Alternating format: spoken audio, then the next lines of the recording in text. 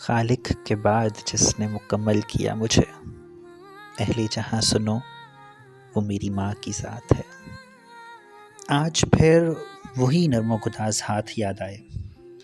جو صبح صبح آ کر اپنی میٹھی شفقت بھری اور محبت و پیار سے بھرپور آواز میں آ کر جگاتے۔ وہ ہاتھ، وہ آواز ماں کی تھی۔ یہ رشتہ بھی کتنا عجیب ہے، نہ کوئی غرض ہے نہ کوئی مقصد، بلا وجہ اتنی چاہت۔ بچہ جیسا بھی ہو، نافرمان ہو، بدصورت ہو، کوئی بڑا سے بڑا یا چھوٹا سے چھوٹا نقص ہو شخصیت پہ، کردار پہ، تب بھی ایک ماں کو اتنا ہی پیارا لگتا ہے جتنا اپنا وجود، یا شاید اس سے بھی زیادہ۔ ایک ماں کی پوری زندگی کا محور اس کی اولاد ہی تو ہوتی ہے۔ بچے بھی بھلا کسی بھی دور کے ہوں، انہیں ماں کے روپ میں ہی چاہیے ہوتی ہے، جو ان کی ایک آواز پر گھر کے کسی بھی کونے خدرے سے ان کے سامنے آ جائے، جو ان کی ذرا سی تکلیف پہ رات رات بھر ان کے سرہانے بیٹھی رہے، ماتھے پہ ہاتھ رکھ کر پیار سے پڑھ کر پھونکتی رہے۔ رات میں کسی پہر آنکھ کھلے تو وہ جاگتی ہو اور پیار سے پوچھے، بیٹا کچھ چاہیے، درد ذرا تو نہیں؟ اور ہم آنکھیں بند کر کے اسی یقین کے ساتھ کہ ماں یہیں ہے دوبارہ سو جائیں۔ ہم اسکول جائیں، اسکول سے واپس آئیں تو واپس آنے پہ کھانا تیار ہو اور پھر وہ پسند نہ ہونے پہ 5 منٹ میں کچھ نیا بنا لائے۔ یہ ماں کے سوا کون کر سکتا ہے؟ بچپن میں حیران ہوتا تھا کہ پیپرز ہمارے ہوتے تھے اور رات رات بھر ماں جاگتی تھی، مجھے چائے کا مگ بنا کر دینا، الگ سے کمرہ تیار کر کے دینا، پھر رات کو چکر لگانا کہ میں سو نہ جاؤں، اکیلے میں ڈر نہ جاؤں۔ اور جب میرے پیپرز ہوا کرتے تھے تو ان دنوں میں جائے نماز بچھا کر بیٹھی رہتی تھی، اور جب میں صبح اٹھ کر اس کے پاس جاتا تو ایک کاغذ اور پینسل ملتی مجھے۔ بہت دیر بعد سمجھ آئی کہ کاغذ پہ لکھے 10، 20، 40 یہ صرف ہندسے نہیں تھے، یہ نوافل کی گنتی تھی جو رات رات بھر جاگ کر میری کامیابی کے لیے، میری فتح کے لیے پڑھا کرتی تھی۔ سارا دن ہمارے پیچھے بھاگنے کے بعد، گھر کو دیکھنے کے بعد، ایک رات جو اس کے سکون کے لیے ہوتی تھی، اس میں بھی وہ میرے لیے نوافل پڑھا کرتی تھی۔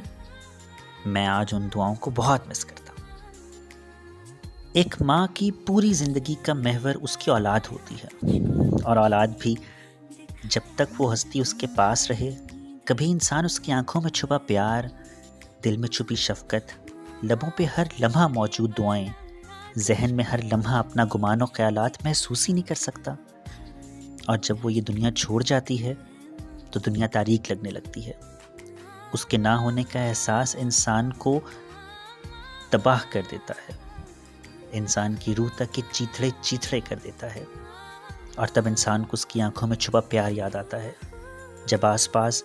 وہ پیار بھری نظریں نہیں بلکہ ترس بھری نگاہیں ہوتی ہیں۔ تب انسان اپنی اس ماں کے لبوں کی خاموش دعاؤں کو محسوس کر سکتا ہے، جب ارد گرد دعاؤں کے لیے مصنوعی لب ہلتے ہیں، مگر تب بہت دیر ہو چکی ہوتی ہے، اور لفظ کاش انسان کی زندگی میں اپنی جگہ بنا چکا ہوتا ہے۔ کچھ ایسا ہی معاملہ بہت سے لوگوں کے ساتھ ہوگا، شاید وہ بھی اس پیار کی تلاش میں صحرا، سمندر، فضا سب چھان چکے ہوں گے، مگر وہ دل فریب، لازوال، انمول چاہت اب کہاں؟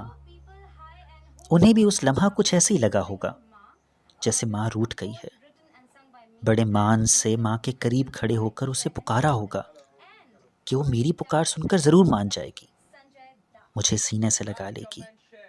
واری جائے گی، ساری ناراضگیاں ختم کر دے گی اور میرے لیے پسند کا کھانا لے آئے گی۔ مگر ماں تو بول ہی نہیں رہی ہوگی، بالکل خاموش۔ کچھ کہہ رہے ہوں گے تیری ماں روٹھ گئی، کچھ کہہ رہے ہوں گے دنیا چھوڑ کر چلی گئی، مگر آپ کا دل، وہی دل نافرمان کہاں مانتا ہوگا؟ یہی لگتا ہوگا کہ وہ ماں ہے، میری ماں ہے، مجھے چھوڑ کر کیسے جا سکتی ہے؟ اچانک زندگی بدلی ہوگی، زندگی رونق سے بے رونق ہو گئی ہوگی، دل کی آباد بستی ویران ہو گئی ہوگی، آنکھوں میں خوشی کے بجائے آنسو اپنا بسیرا کر چکے ہوں گے۔ اب رات کو گھر دیر سے آنے کا مزہ کہیں کھو سا گیا ہوگا، کوئی اپنا جو نہیں ہوگا، جو چوکھٹ پہ بیٹھا آپ کی آمد کا منتظر ہو، جس کی ایک دل کی دھڑکن لاکھ بار آپ کی سلامتی کی دعائیں مانگتی ہوں۔ آج دنیا ویران ہو چکی ہوگی، اب دیار غیر میں بیٹھے کہاں جی لگتا ہوگا، کہاں خط لکھنے کو دل چاہتا ہوگا، کیونکہ آپ کے خط پہ بہے اشکوں کو گوہر سمجھ کر چن لینے والی ماں تو دنیا کی بازی ہار چکی ہے۔ اور آپ اپنا سرمایہ، اپنی کائنات، اپنے ارمان، اپنی آرزوئیں اپنی ماں کھو چکے ہیں۔ ماں رشتہ ہی ایسا ہے، ہمیں آج بھی وہ دن یاد ہیں جب صبح صبح ہمارے نہ اٹھنے پر ماں سورج میاں کے، کوئل کی مثالیں دیا کرتی تھی، چھوٹے چھوٹے بہانے بنا کر پیار پیار سے جگایا کرتی تھی، رات کھانا نہ کھانے پر چندا ماموں کی کہانیاں سنایا کرتی تھی، اور ہمارے وہ چھوٹی چھوٹی چندا ماموں کی بے وقوفانہ باتیں سنا کرتی تھی بیٹھ کر، ان فرضی باتوں پہ مسکرایا کرتی تھی،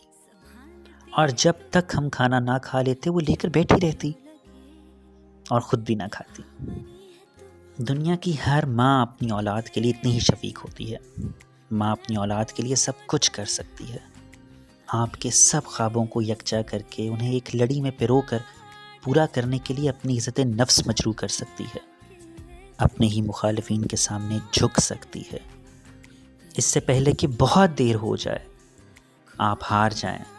اپنی ماں کو ہارنے سے بچا لیجیے۔ جن سب کی مائیں ہیں انہیں چاہیے کہ اپنی ماں کی قدر کریں، اور جن کی اب اس دنیا میں نہیں موجود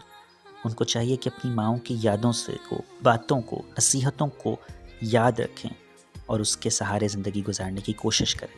کہ اب وہی ان کا اصل سرمایہ ہے۔ آخر میں ایک ماں کا اپنے ننھے منھے بچے سے کیا ہوا کلام جو لازم ہے ان سب کے لیے جن کی مائیں زندہ ہیں، شاید وہ محسوس کر سکیں کہ ان کی مائیں کیا کر رہی ہیں۔ کبھی جو ہم نہیں ہوں گے، کہو کس کو ستاؤ گے، کبھی جو ہم نہیں ہوں گے، کہو کس کو بتاؤ گے، وہ اپنی الجھنیں ساری، وہ بے چینی میں ڈوبے پل، وہ آنکھوں میں چھپے آنسو، کسے پھر تم دکھاؤ گے۔ کبھی جو ہم نہیں ہوں گے، بہت بے چین ہو گے تم، بہت تنہا رہ جاؤ گے، ابھی بھی تم نہیں سمجھے ہماری انکہی باتیں، مگر جب یاد آئیں گی بہت تم کو تڑپائیں گی، بہت چاہو گے پھر بھی تم ہمیں نہ ڈھونڈ پاؤ گے، کبھی جو ہم نہیں ہوں گے۔